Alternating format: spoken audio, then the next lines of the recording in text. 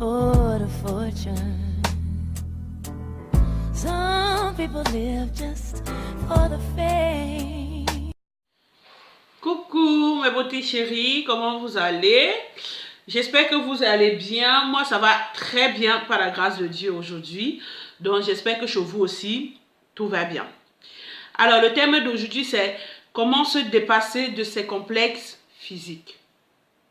C'est un thème qui me touche particulièrement parce que moi-même j'ai connu cela.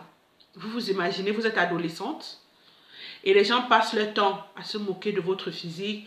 Ouais, vous êtes grosse, vous êtes ci, vous êtes ça. C'est quelque chose que j'ai très mal vécu. Très mal.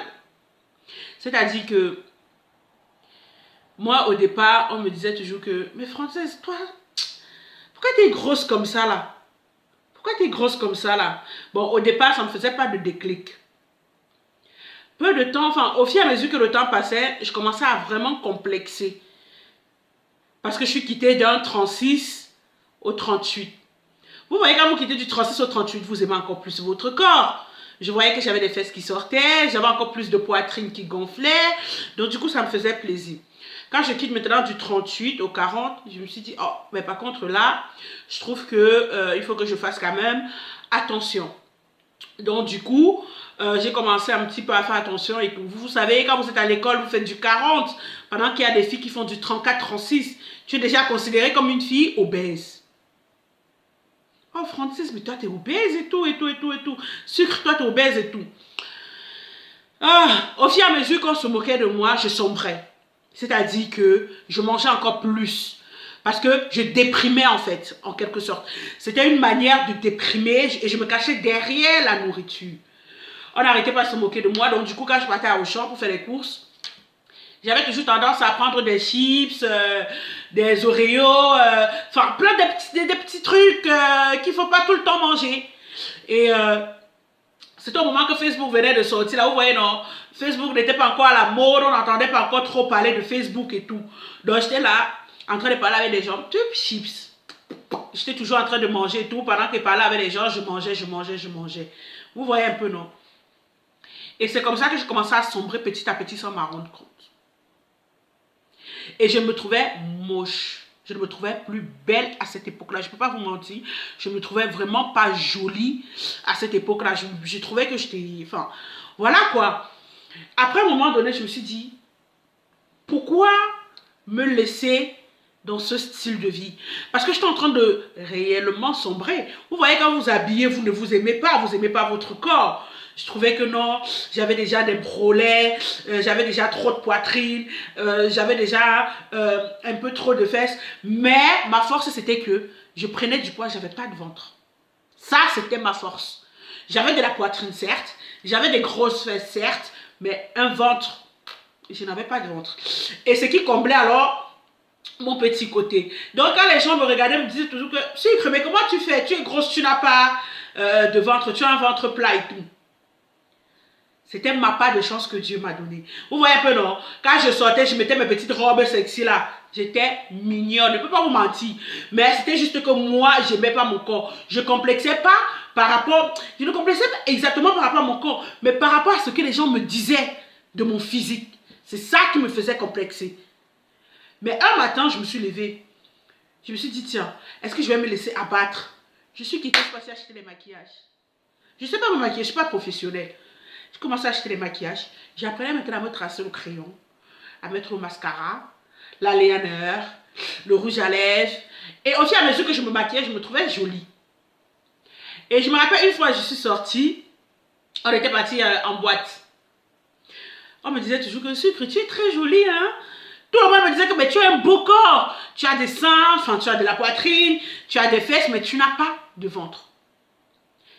Et au fur et à mesure que les gens me complimentaient, je me regardais dans le miroir. Je me suis dit, pourquoi me laisser abattre par quelque chose qui ne devrait pas m'abattre? À partir de ce jour, j'ai pris la décision de ne plus écouter ce que les gens me disent, mais d'apprendre à aimer mon corps. C'était difficile, parce que vous quittez du 36 au 40, et après du 40, je suis partie au 42. C'était difficile d'aimer mon corps. Mais je me suis fait violence à moi-même. C'est-à-dire que quand je sortais, j'assumais. En été, je mettais des shorts, je mettais la poitrine dehors, comme les filles de mon âge. Je me suis dit que, mais tiens, je vais plus me laisser abattre.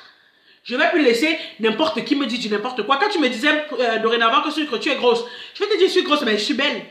Vous voyez un peu, non? L'assurance que vous donnez à votre corps, l'assurance que vous mettez en vous, dépasse tout. Oui, ça dépasse tout. Même jusqu'aujourd'hui, j'ai toujours des copines qui me disent que, ouais, t'es grosse, fais un peu de régime. Ouais, c'est pas parce que tu es plus mince, que tu es mince que moi, que tu es plus jolie que moi. C'est pas parce que tu es plus mince que moi que je n'ai pas d'homme dans ma vie. C'est pas parce que tu es plus mince que moi que je n'ai pas de mari. C'est pas parce que tu es plus mince que moi que je n'ai pas ma valeur de femme. C'est pas parce que tu es mince plus que moi que je n'ai pas d'assurance envers moi. Vous comprenez un peu, non?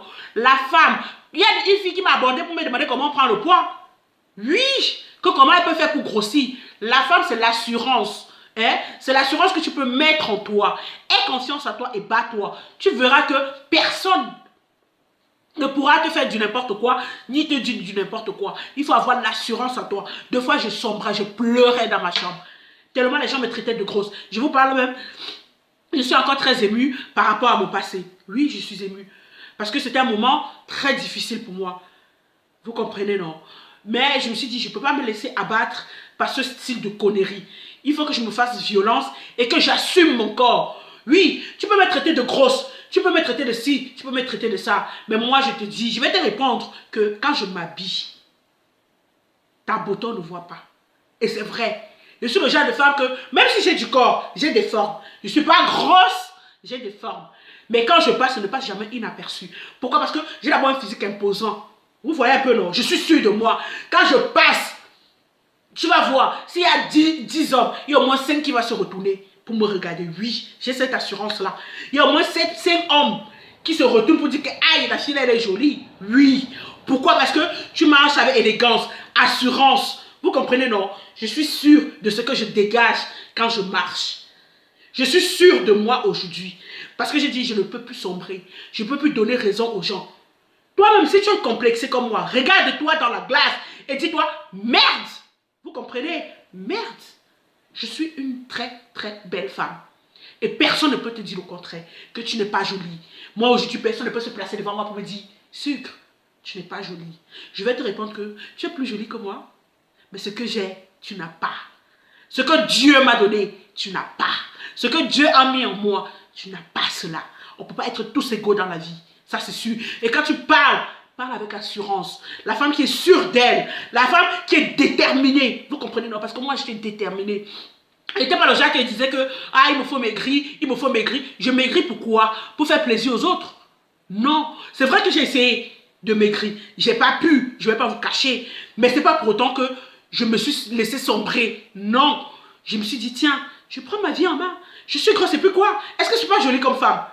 Est-ce que je ne suis pas belle? Quand je me regarde dans la glace, je me dis, oh, je suis très, très belle.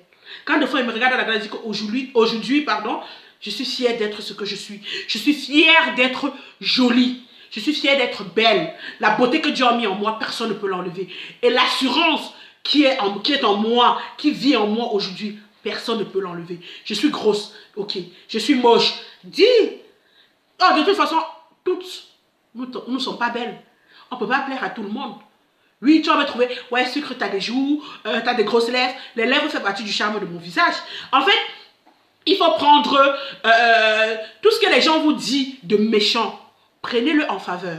Moi, au départ, on me disait aussi que j'ai des grosses lèvres. Que ouais, mes lèvres sont trop grosses. Mais il y a des stars américaines qui font la chirurgie pour avoir mes lèvres. Vous comprenez un peu? J'ai des grosses lèvres et alors? Quand je mets mon rouge à lèvres, je ne suis pas belle. Je ne suis pas une jolie fille. Moi, je me sens très belle. Même si j'ai des grosses lèvres. On dit que tu as le gros nez. J'ai le gros nez. Mais c'est ça qui fait partie de ma beauté.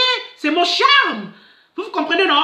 Prenez tout ce qu'on vous insulte avec pour faire des atouts sur votre corps. Eh, ma beauté chérie, ne laissez personne vous abattre. Moi, je sais. L'assurance que j'ai en moi, même Dieu seul sait. Personne. Je dis personne. Tu peux être Miss Monde, tu te places devant moi et te regardes comme ça fait rien. Et je me trouve plus belle que toi. C'est ça, parce que j'ai l'assurance en moi. Vous avez compris, non? Bon, mes beautés chéries, j'espère que vous avez aimé cette petite vidéo. N'oubliez pas de vous abonner, commenter et surtout partager. On reste ensemble, la famille, et confiance à vous. Vous comprenez, non? Et confiance à vous.